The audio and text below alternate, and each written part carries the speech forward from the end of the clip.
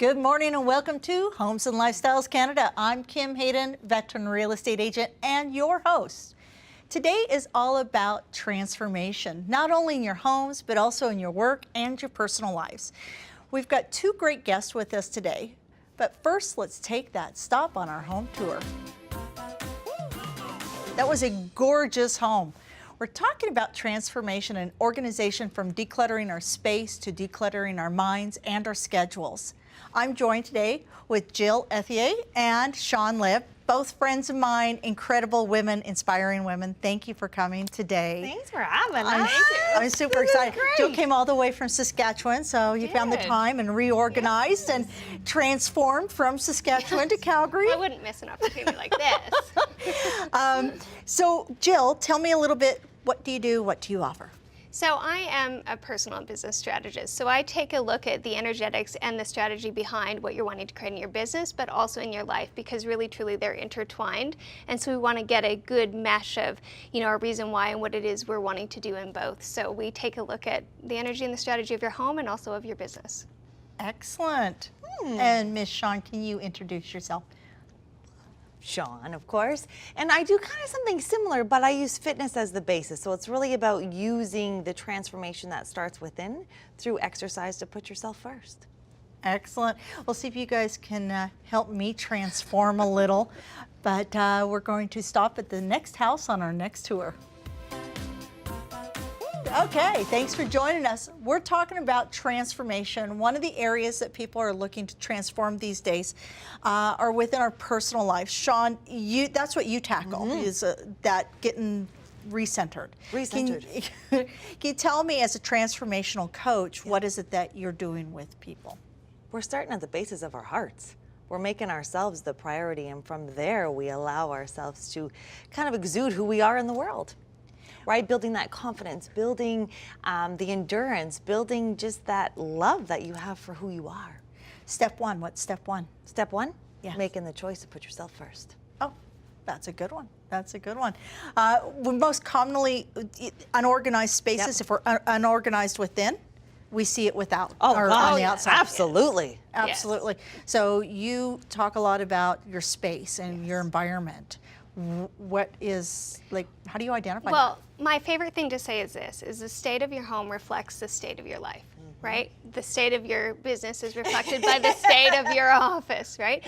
And I can really see that when I go into people's homes, if it's chaotic and if it's cluttered in their space, their life is also feeling that way, because there's no place to rest and recover. There's no place to put yourself first, because there's too much going on. And we see this in the business too. So whether it's in your office, whether it's too many products, too many services, too many offerings, it all clutters it up, right? So we lose the reason why, and then it just doesn't allow the energy to flow through the whole thing, so that we're more, we're capitalizing on the things that we truly want, because we're too busy because of the chaos and the clutter.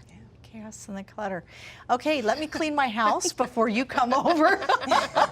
So what are some tips and tricks in organizing our space, and not only organizing, but staying organized? Well, I think the first thing is just to allow 30 minutes. Set your timer for 30 minutes. So whether you're going to declutter for 30 minutes or exercise for 30 minutes or give yourself 30 minutes of you time, whatever that is, but start small, 30 minutes. Yeah. And I like to do the 5 trash bags. So you get 5 trash bags, and it's donate, sell, give away, recycling, and throw away. And then you give yourself 30 minutes and you fill the 5 trash bags. And you do it quite quickly, because that first round of decluttering is really easy to do. Just do it. Yeah. Throw it in there. Yep. Okay, Let it go. maybe you two are coming over to my house. Then do it. I think we should do it. I have nothing left in my house now. I'm sitting here in a bare space. Jill and Sean have been in my house. Okay, so Feng Shui. You talk a lot about Feng Shui. Can you tell us, first of all, what is it? Well, Feng Shui is the art and science of, creating an energy in your space that works for your life. So it is all about using color and elements, but really it's about creating the space that nourishes and supports you. So that's going to look a little bit different for everyone. So I always say, when we're taking a look at your space, whether it's your office or whether it's your home, how do you want people to feel when they come in, and how do you want to feel? And that's a little bit different for everybody. And then with Feng Shui, we get the energy flowing. So we don't want stagnant energy, which happens with clutter, which happens with kind of dirty spaces. That's why, if you don't have if you can't have time to clean, hire the cleaning lady. And I'm coming, yeah, see, you can hire the cleaning lady. Jill said, I can hire the cleaning lady. Thank you. He's gonna Thank you. love me. I just needed that permission. Exactly. So when we're looking at organizing our space, so you mentioned, Sean, about organizing your time, grabbing that 30 minutes for yourself. Now, can we incorporate our fitness for ourselves, like re-energizing ourselves, into reorganizing our space? Absolutely. Do you ever use your vacuum cleaner for anything aside from just the purpose of vacuuming? Absolutely. You can do exercises while you clean your house, or, do a couple flights of stairs in between taking the laundry up and down, right? You can do your squats or stand on one foot when you're brushing your teeth. There's always ways to incorporate fitness into it. But sometimes, too, what I love is to tell people to step out of their lives for the 30 minutes. Right? Because life does get so hectic and we live in our environments that sometimes 30 minutes just outside in nature, whether it's at the dog park with your dog, whether it's at Fish Creek Park with the, the river, sometimes just that peace and that zen allows you to come back completely refreshed to see everything that's going on. Okay, hold that thought. First, we're going to see an amazing hidden gem, speaking of parks and getting re-energized and transforming. So we're back. We're talking about transforming our spaces, but what can we do to transform our minds? Because that's what stops us. Yeah. So I like to start with figuring out what your reason why is, right? And so why is it you want something you want? Why is it you want that in your life? Why is that you want that for your business, right? And when we can attach, the reason why to the activity we have to take, we tend to be more successful doing it. But it also creates a stronger mindset because we have a reason beyond just the action to get there that we are going towards. So I like to attach that reason why, The why. Yeah, the why is really important. The why is really important. You know what, I think sometimes, I know it's a little silly, but we almost have to parent ourselves in certain things. If we want something, we need that internal positive self-dialogue, right? And if we can't give it to ourselves, kind of bring people into your tribe who see you as that, right? So then it's a mirror reflection back at you saying, you know what, let's do this together. And they say that surrounding yourself with the right people, the right information, the right encouragement is really, if you've got somebody really negative in your space, it's maybe a good time to just say, you know what, I see you're having some challenges and I appreciate that, but right now I need to take a step back. And that's beautiful because you're recognizing it. Well, and right? it gives them an opportunity. People need to know when they're coming in and cluttering up your space, because I think that's a big part of it. Okay, now my big one is the home office, though. And as I jump everywhere, home office. I work from home. Yes. You work from home? I work from home. You work from home. Okay, let's talk about the home office, because it is a new year. It's an opportunity to say, okay, I'm hitting the reset button. How do we take all of this decluttering, this transformation, the Feng Shui, we bring it all together in order to create a productive home office? So I have the love it or use it rule. So I use this in the home, but I also use it in the office. So do I love it and do I use it? And if it's neither one of those, then it goes into the recycling, giveaway, donate, right? All of your bags. So it's getting in at the beginning of the year and going through your stuff, right? The clutter holds you back. And so it's decluttering those desk drawers. It's understanding which things you're doing in your business that aren't really working. They're not generating the revenue you want, and they're not really where you're headed. And so it's dropping those things, which is kind of a brave thing to do. You have to give yourself permission to make the change, right? That's the big one. I think that's giving yourself permission and identifying that you either succeed or survive. I heard this quote once, you succeed or survive. It's not succeed or fail, but you succeed or survive. So we're going to take that survival from 2017, okay, what do I need to do in order to succeed in 2018, and giving yourself permission, just letting go. Yeah.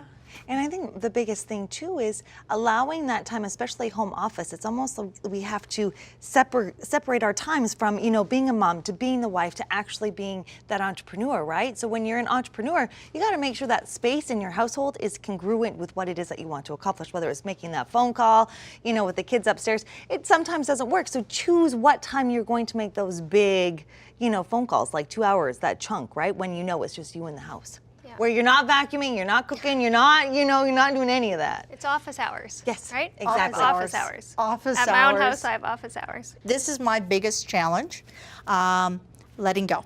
Ugh. Okay, so I need you guys to guide me on this. I grew up very, very, very poor, and so I hold on to things for fear that I won't be able to replace it if I need to replace it. If I get rid of it now, what happens if I can't get it again, right? What if I need it? So what could you share with us? Well, I think the biggest thing is when you know where you're headed, you can let go of some of the things from your past, right? Because that stuff will hold you back. So get a clear direction of where you want to go, which, I see you doing. And it's like sometimes you need to drop off those things from the past so you can fly even more. And it's having the faith and the belief that it will happen, right? Like if you're convinced you're going to need it, you're going to attract that to yourself as well. That makes sense. The other thing, too, is who you were 10 years ago is not who you are today. So then just let it go, right? Okay. Yeah, that's profound. That's Sorry. good. No, that's awesome. Because that's what it is, because we're not there anymore. That's It not served who- its yeah. purpose in who you are today and who you're going to be in 10 years. That is, yeah. I can totally see that. What's the first step when somebody is having to go through and let go of stuff? What is the first thing that you would encourage them? I think you do the easy stuff first. So you start in the easier part of your home, the easier part of your workspace, right? So the stuff that you're not as emotionally attached to. And then as you start letting that go, it's easier to let the other stuff go. So in the space, you get into your closet, right? And then it gets to the mementos and all of that. That's the final stuff. And in the business, it's the easier stuff, like that top level stuff that you shouldn't be doing or you shouldn't have in your office. Do the easy stuff first. It gains momentum then. It's a lot easier to do. I like the word easier. See, and I'm opposite. I say do the hard stuff first, get it done, and then exactly just do it. Whether it's the garage or the basement, just do it, get it done, and then that's my motto. But well, my both. poor kids, I always say that my son saw me pick up a skirt once and he goes, "Oh God, Mom." I said, "Just think, another thing that you can sell at my auction when I die." He's just looking at me going, "Oh." So I'm going to actually have you guys over. I think we should do it, Jill. Yes, we Oh, have a God. blast. Let's do it. It'd be so fun. And Jill said it would be so fun. But next, we're going to be right back after we check in with Jeremy Nagel for our Mortgage Minute. So we don't always have control over our space. If we're in a small cubicle or in a workspace, that everything is beige, right? How can we incorporate some of the ideas that you've brought forward through Feng Shui, creating the space there? How can we work within somebody else's beige? Right. Well, I think the important part is to stay organized, so to have the right kind of equipment and tools for that, but it's also making it your own, and there's little ways to do that. You bring in the family pictures, or the picture of your pet, or the picture of your best friend, or that trip you just took, and put that in your cubicle. Sometimes even just adding some color in, so throwing a scarf or a sweater over the back of the chair just brightens it up. We can add salt crystal lamps in, which are great for the electromagnetic field energy from the computers, and it adds some energy to the space because of the light. So it's just, those things that are most special to you at home, bring a little bit of it into your cubicle. It doesn't have to be a bunch, but your favorite color. If you like gemstones, bring some of those in. If there's a favorite picture, if there's a favorite movie, bring something that represents you into that space so that when you look in there, you're kind of excited to go to work. You also remember your reason why as to why you're there. The reason why.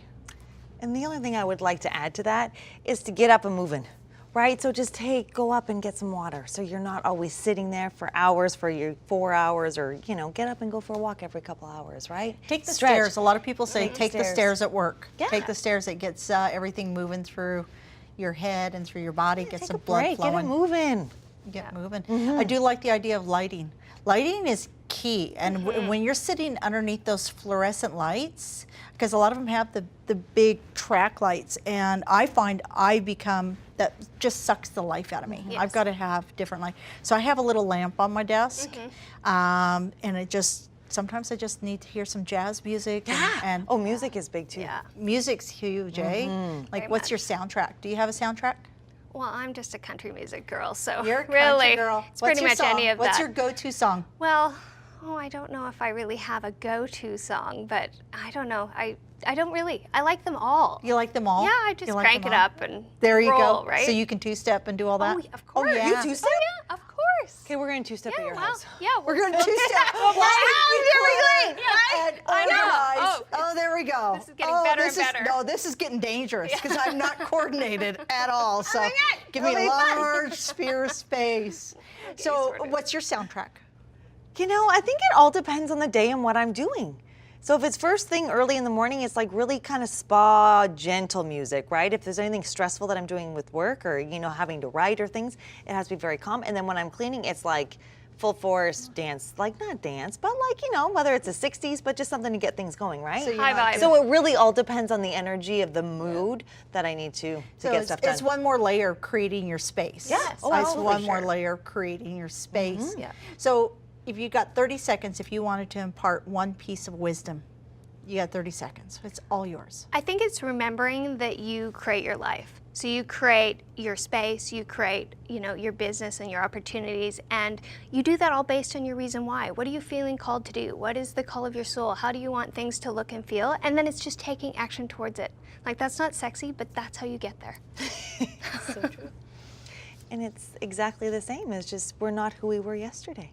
And who we are tomorrow is not who we are today. So it's just a matter of allowing yourself to continue to grow and make those choices every single day to clean up our space, to take that time to exercise, to, you know, find that mentor, to bring those people into your life on who's going to help you grow. So giving yourself permission to move forward. Yes. Yeah, find your why. So, you know, they all say new year, new you, but finding your why and giving yourself permission. Those are Cute. great tools, great tools. And we can find you online. Where are you at? At JillEthier.com. JillEthier.com and SeanLiv.com. ineeded.com. ineeded.com. Thank you guys so much for joining me today. It's surround yourself with the right people, the right space, the right energy, and you leave feeling amazing. Thank you. Thank you. Awesome.